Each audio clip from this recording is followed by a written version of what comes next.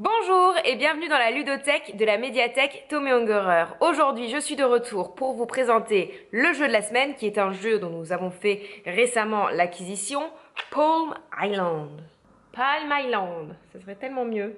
D'ailleurs, si vous avez envie de jeter un petit coup d'œil à notre collection de jeux, je vais vous mettre un lien dans le descriptif de la vidéo pour que vous puissiez consulter toute la liste.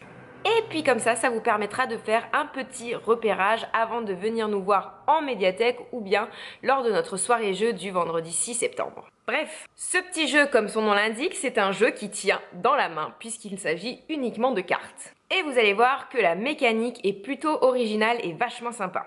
C'est un jeu qui dispose de plusieurs modes, donc ça veut dire qu'on peut y jouer en mode solo, c'est très sympa en solo, et aussi à deux. Là, on a plusieurs modes, on a un mode compétitif ou coopératif. L'idée, c'est que nous sommes sur une île et que nous allons aider notre village à s'agrandir et à évoluer.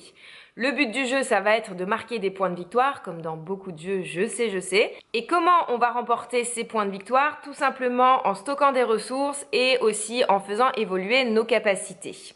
Et j'en viens maintenant à cette fameuse mécanique que j'ai vraiment trouvée très chouette, puisque donc on n'a que des cartes, et on va effectuer les actions en bougeant les cartes. En fait, par exemple, si on veut stocker, on va mettre notre carte à 90 degrés. Donc là, on stocke une ressource. Si on a la possibilité de faire évoluer une de nos capacités, on va parfois soit retourner totalement la carte, soit la faire pivoter à 180 degrés. Et le jeu se passe comme ça. On a notre petit tas de cartes, on a la carte de devant qui arrive, on choisit ce qu'on veut faire. Est-ce qu'on veut faire la capacité comme ça, ou on pivote, ou on stocke, etc. Et on passe à la carte suivante, ainsi de suite jusqu'à ce qu'on arrive au bout de notre petit paquet de cartes. Les points de victoire se trouvent du coup sur... Et oh. Moins de bruit, moins de bruit. Je disais donc, les points de victoire se trouvent sur certains côtés des cartes qu'il va donc falloir faire évoluer le plus possible pour marquer le plus de points possible.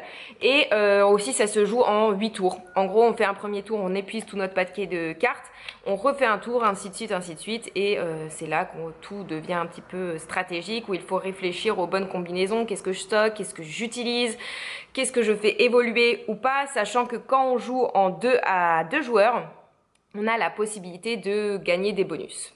Des bonus qui du coup peuvent être gagnés en fonction des évolutions qu'on fait, si on choisit de faire évoluer tous nos temples, de faire évoluer tous nos hangars à bateaux, je crois, hangars à canoë, pardon. Bref, je trouve ça vraiment très sympa parce que c'est un jeu qu'on peut tenir dans la poche, qu'on peut sortir à tout moment, que ce soit pour jouer seul ou avec une autre personne. On peut jouer dans le train, on peut jouer sur la plage, c'est un jeu, je trouve, qui se dégaine très facilement.